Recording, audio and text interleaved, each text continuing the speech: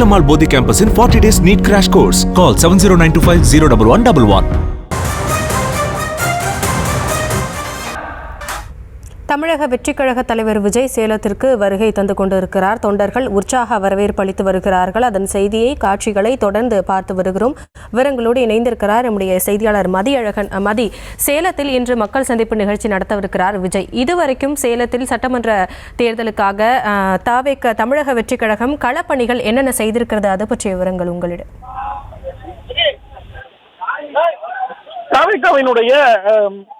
மாவட்ட அளவிலான நிர்வாகிகள் சந்திப்பு கூட்டம் இன்னும் சற்று நேரத்தில் நடைபெற இருக்கிறது. இந்த கூட்டத்தை பொறுத்த வரைக்கும் தமிழக தேர்தலுக்கான பிரச்சாரத்தை ஒட்டிய ஒரு கூட்டமாக தான் இந்த கூட்டம் அமைந்திருக்கிறது. வெகு விரைவில் தமிழகத்திற்கான தேர்தல் தேதி அறிவிக்கப்பட இருக்கிறது. அதே போல ஏப்ரல் 2வது அல்லது 3வது வாரத்தில் தேர்தல் நடைபெறும் என எதிர்பார்க்கப்படக்கூடிய நிலையில் தற்பொழுது அதற்கான பிரச்சாரத்தினுடைய ஒரு பகுதியாக தான் விஜயினுடைய கூட்டமானது இங்கு நடைபெறுகிறது. சேலம் மாவட்டத்தை பொறுத்த வரைக்கும் கூட சேலம் மாவட்டம் என்பது பொதுவாகவே அதிமுக திமுக இரண்டு கட்சிகளும் வலுவாக இருக்கக்கூடிய ஒரு பகுதி. இந்த பகுதியில் அதை விஜய் உடைப்பாரா என்பதுதான் ஒரு கேள்வியாக எழுந்திருக்கிறது. அது மட்டும் இல்லாமல் தமிழ்நாடு சட்டமன்றத்தினுடைய எதிர்க்கட்சித் தலைவர் எடப்பாடி பழனிசாமி அவர்களினுடைய சொந்த மாவட்டமும் சேலமாக இருக்கக்கூடிய நிலையில் கிட்டத்தட்ட இபிஎஸ்னுடைய போட்டிக்கு விஜய் வருகிறார் என்றுதான் இங்கு சொல்லப்படுகிறது. இந்த நிலையில் மற்ற மாவட்டங்களைப் போலவே இன்றும் இந்த பகுதியில் இருக்கக்கூடிய மாவட்ட செயலாளர்கள் பெரும்பாலான அளவில் களப்பணிகளை செய்து வருகிறார்கள். இந்த கூட்டத்திற்கு வரக்கூடிய தொண்டர்களுக்கு போட்டி போட்டுக்கொண்டு பொருட்கள் வழங்கப்படுகின்றன. அதாவது தண்ணீர் பாட்டில் ஒருபுறம் வழங்கப்படுகிறது. ஒரு சில நிர்வாகிகள் வரக்கூடிய தொண்டர்களுக்கு இலவசமாக குடை கொடுத்திருக்கிறார்கள். அதே போல மற்றொரு புறம் தண்ணீர் பாக்கெட் எல்லாம் அடங்கிய தொகுப்பும் வழங்கப்பட்டு இருக்கிறது. இந்த வகையில் இந்த பகுதிகளில் இருக்கக்கூடிய மாவட்ட செயலாளர்கள் களப்பணிகளை செய்து வருகிறார்கள். குறிப்பாக தேர்தலில் அவர்கள் சீட் வாங்குவதற்காகவும் அதே போல கட்சி பணிக்காகவும் கூட இந்த பகுதியில் இருக்கக்கூடிய மாவட்ட செயலாளர்கள் தங்களது களப்பணிகளை செய்து வருகிறார்கள். கட்சி மேலிடத்தினுடைய கவனத்தை பெறக்கூடிய வகையில் தற்பொழுது இது போன்ற நடவடிக்கைகளில் ஈடுபட்டு வருகிறார்கள். இந்த நிலையில் தான் தற்பொழுது இங்கு இந்த பொது சந்திப்பு திடலை பொறுத்த வரைக்கும் விஜய் பேருந்தில் நின்று பேசும் வகையில் தான் ஏற்பாடு செய்யப்படுகிறது.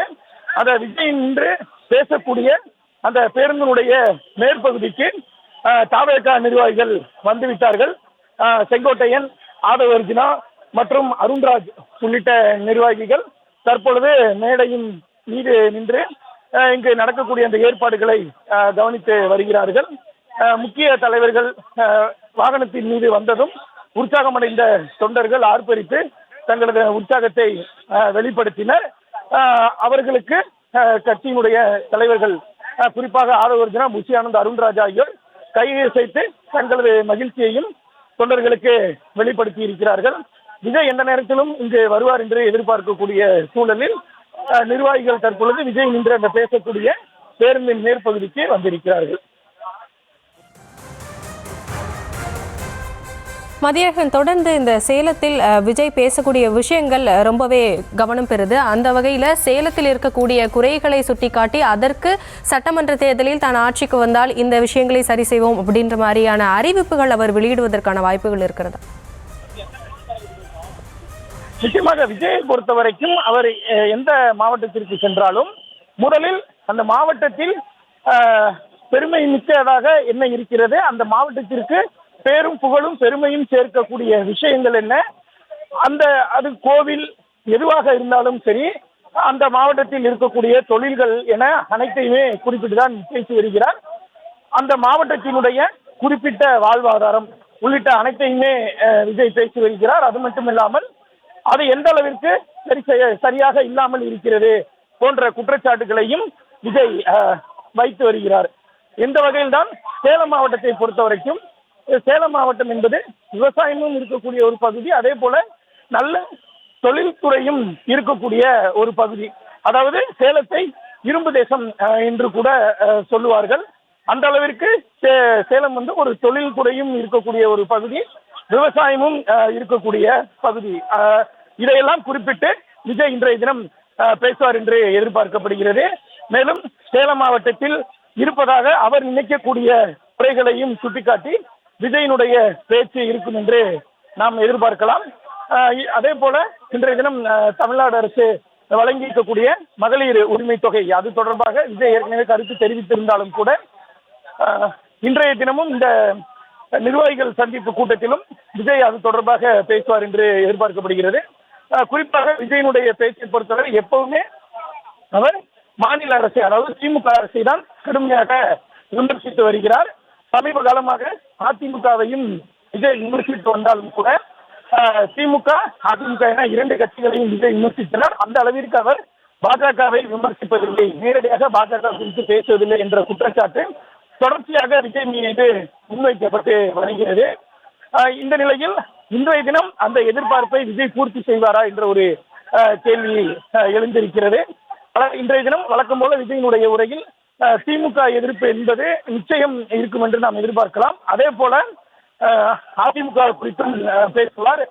எடப்பாடி பழனிசாமி அவர்களுடைய சொந்த மாவட்டமாக சேலம் இருக்கக்கூடிய நிலையில் அவரை குறித்து பேசுவாரா என்ற கேள்வி எழுகிறது. இதையெல்லாம் மீறி குறிப்பாக பாஜக தொடர்பாக விஜய் எதுவும் பேசுவாரா என்ற ஒரு கேள்வியும் எழுந்திருக்கிறது. விஜயனுடைய பேச்சை பொறுத்த வரைக்கும் முதலில் சேலம் மாவட்டத்தினுடைய பெருமை புகழை குறித்து இன்றைய தினம் பேசுவார். அதனைத் தொடர்ந்து இந்த மாவட்டத்தில் இருக்கக்கூடிய குறைகளாக அவர் நினைப்பது என அதை குறித்தும் அவர் பேசுவார். அதனைத் தொடர்ந்து மாநில அரசை நிச்சயமாக விஜய் இன்றைய தினம் விமர்சித்து பேசுவார் என எதிர்பார்க்கப்படுகிறது. ஆனால் பாஜகவை எதிர்த்து அவர் எந்த அளவுக்கு பேசுவார், இன்றைய தினம் அது தொடர்பாக பேசுவாரா என்ற ஒரு கேள்வி எல்லாம் எழுகிறது. அது மட்டும் இல்லாமல் கரூர் துயர சம்பவத்திற்கு பிறகு அரசியல் கட்சிகளுடைய கூட்டங்களுக்காக SOP, அதாவது நிலையான வழிகாட்டு நெறிமுறை உருவாக்கப்பட்டு அது அரசியலில் எல்லாம் வெளியிடப்பட்டு அதன் பிறகு நடைபெறக்கூடிய முதல் கூட்டம். இந்த கூட்டத்திற்கு கூட காவல்துறையினர் கடுமையான கட்டுப்பாடுகளை விதித்ததாக தாவேக நிர்வாகிகள் கூறினார்கள். எனவே அது தொடர்பாகவும் பேசுவாரா என்ற ஒரு கேள்வியும் எழுந்திருக்கிறது. வேலம்மாள் போதி கேம்பஸின் 40 days NEET crash course. Call 7092501111.